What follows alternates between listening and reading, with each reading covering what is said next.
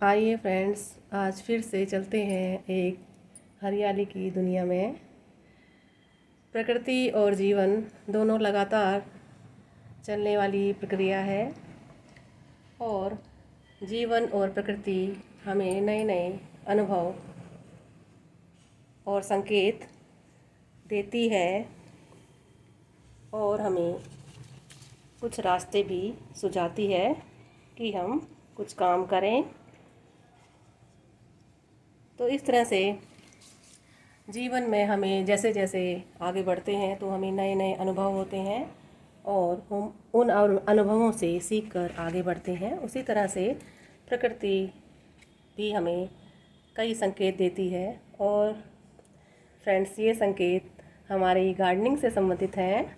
ये देखिए, आपको ये छोटे छोटे जो रेशे दिखाई दे रहे होंगे, ये नोड एरिया हैं टर्टल वाइन के। और फ्रेंड्स, हमको ये गार्डनिंग के लिए प्रेरित करते हैं। प्रकृति में जब भी इस तरह की नई नई आकृतियाँ और इस तरह के शूट्स निकलते हैं तो वो हमें कह रहे होते हैं कि हमें उगाइए और हमसे एक नया प्लांट आपको मिल सकता है। तो आप फ्रेंड्स प्रकृति के नए नए रूपों से अवगत हो सकते हैं और लगभग ये जीवन के नज़दीकी है। और फ्रेंड्स, मैं दिखा रही हूँ आपको कुछ इंडोर प्लांट्स जो इस टाइम आप रेनी सीजन में लगा सकते हैं। लगातार बारिश के बाद 3-4 दिन से अब बारिश नहीं हो रही है तो अब थोड़ी कटिंग्स वगैरह तो हम नहीं लगा सकते, पर हमारे कुछ इंडोर प्लांट्स हैं जिन्हें हम इस टाइम आसानी से ग्रो कर सकते हैं क्योंकि सही मॉइस्चर लेवल है और ये आराम से ग्रो हो जाएंगे। तो फ्रेंड्स, ये देखिए, ये मेरे पास है स्पाइडर प्लांट और इसमें इस तरह की नए नए प्लांट्स इसके निकल गए हैं।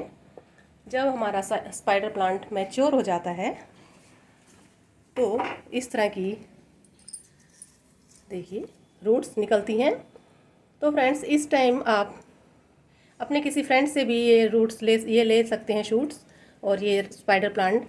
अगर आप इस तरह से नहीं ले सकते तो इस टाइम आप नर्सरी से भी स्पाइडर प्लांट ले सकते हैं। और ये इसका ग्रोइंग पीरियड है। ये देखिए, इसका फ्लावर, स्पाइडर प्लांट के इस तरह के फ्लावर आते हैं।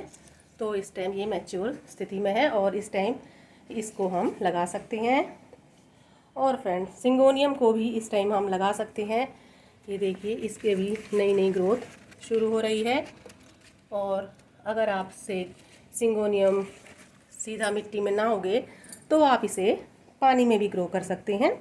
और फ्रेंड्स, इस मनी प्लांट से सब परिचित हैं। देखिए कितनी चमकीली सुंदर पत्तियां हो गई हैं। तो इसे भी आप इस टाइम मनी प्लांट को भी आसानी से अपने इंडोर एरिया में लगा सकते हैं। ये तो इससे सब परिचित हैं। और फ्रेंड्स, अगर इसको आप नहीं लगा सकते तो मैं बार बार कहती हूँ कि इसे आप पानी में ग्रो कीजिए। ये देखिए, इस तरह की जड़ें इसमें बन जाती हैं और जब जड़ें बन जाएं तो मिट्टी में आसानी से उग जाएगा। और देखिए, मैंने अभी शॉर्ट वीडियो भी डाला है इस पर।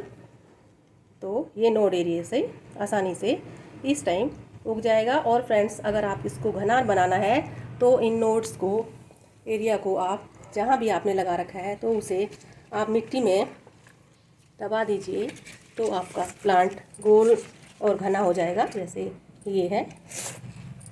और इसे आप मिट्टी में इस तरह से दबाकर लगा सकते हैं तो ये घना हो जाएगा। देखिए, मैंने इसमें ड्रेसिना लगा रखा है और इसके नीचे मैंने मनी प्लांट को भी लगा रखा है क्योंकि ड्रेसिना ऊपर तक बढ़ने वाला प्लांट है और नीचे खाली जगह का मैंने इस्तेमाल किया है।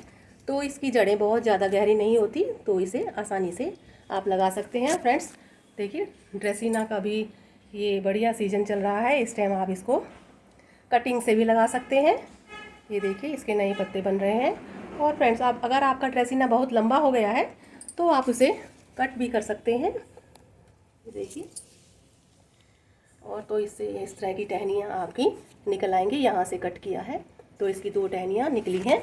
तो इस तरह से अगर आपका प्लांट बहुत ही लंबा और लैगी हो रहा है जिस तरह की मेरा ये रबड़ प्लांट है, ये मैंने पिछली बार स्टेम से इस तरह से ग्रो किया है।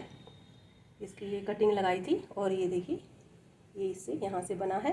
तो ये काफ़ी लंबा हो गया है, तो मैं इसको देखिए जो ये टिप है इसको मैं इस तरह से हटा दूँगी। देखिए तो इसमें नई ब्रांच निकल आएंगी और ये मैंने हटा दिया है। तो इस तरह से अगर कोई भी प्लांट आपका बहुत बड़ा हो गया है तो उसे इस तरह से आप उसकी और टहनियाँ अगर चाहते हैं तो बन जाएंगी और फिर वो थोड़ा सा सही आकार भी ले लेगा। एक मेरा ऊपर टेरेस में रखा हुआ है प्लांट, ये नीचे वाला है। और फ्रेंड्स इस टाइम पर्पल हार्ट को आप आसानी से ग्रो कर सकते हैं, बहुत ही आसानी से उगने वाला। जो शुरुआती गार्डनिंग करना चाहते हैं तो उसे आप मिट्टी में इस तरह से लगा दीजिए, तो ये आसानी से ग्रो हो जाएगा। और इसमें पानी कम चाहिए, ज़्यादा पानी में ये गल जाएगा। और फ्रेंड्स और ये स्नेक प्लांट है, इस मेरे पास स्नेक प्लांट की 2-3 वैरायटी हैं।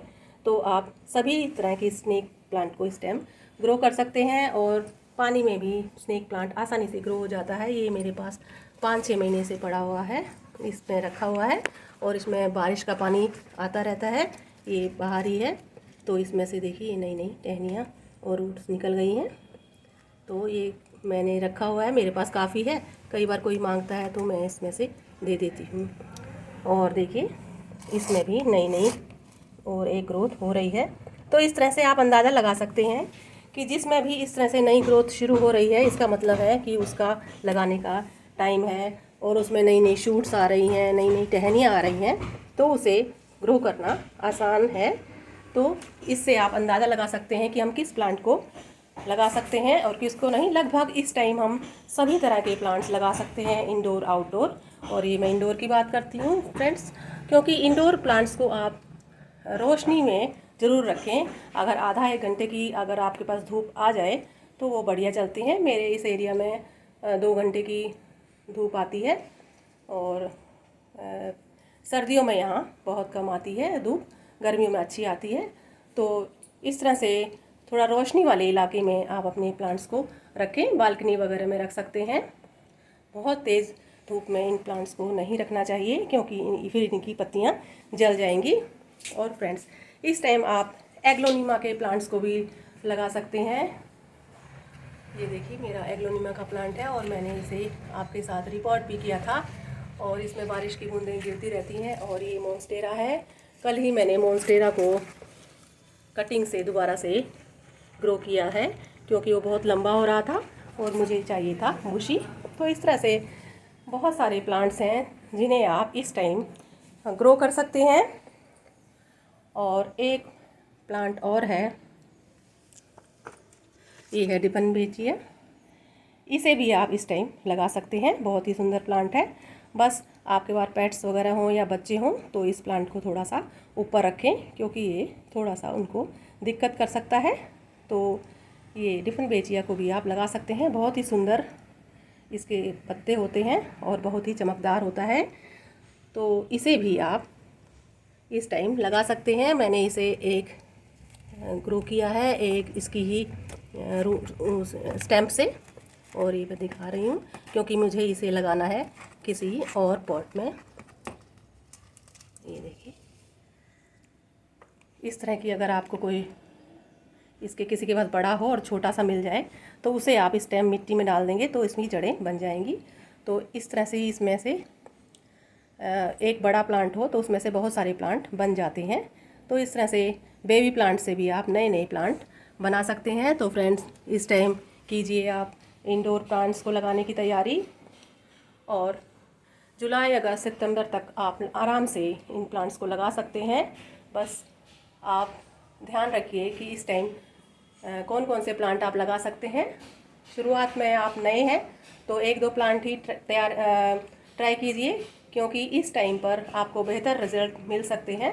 क्योंकि गर्मियों में हम इसलिए प्लांट लगाने के लिए नए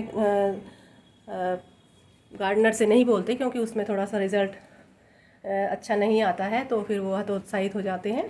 पर इस टाइम बहुत ही अच्छा सीजन चल रहा है।